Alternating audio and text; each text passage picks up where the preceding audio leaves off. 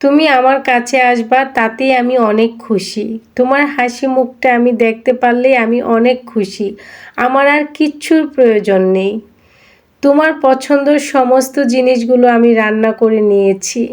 তুমি যা যা খেতে ভালোবাসো তাই আমি তৈরি করে নিয়েছি। আমি তোমার মা। তোমার পাশে যাব, তোমার পছন্দের জিনিসগুলো নেব না, সেটা কি হতে পারে? আমার সন্তান যা যা খেতে ভালোবাসে তা আমার নিজ হাতে অনেক যত্ন করে ভালোবাসা নিয়ে রান্না করেছি। আর আমার সন্তানের জন্য সেই রান্নাগুলো আমি নিয়ে যাব। আমার কাছে তো অনেক আনন্দ লাগছে। তোমার কাছে কেন এত খারাপ লাগছে? কারণ তুমি অনেক কষ্ট করতেছো আমার জন্য মা। আমি চাই না তুমি এত কষ্ট করে রান্না করে আমার জন্য নিয়ে আসো।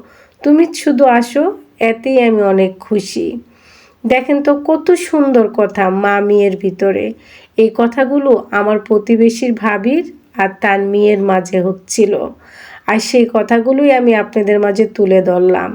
একটি মা দেখেন তার মেয়েকে দেখতে যাবে, সে কত কিছু রান্না করে নিয়েছে। এটাই তো মা।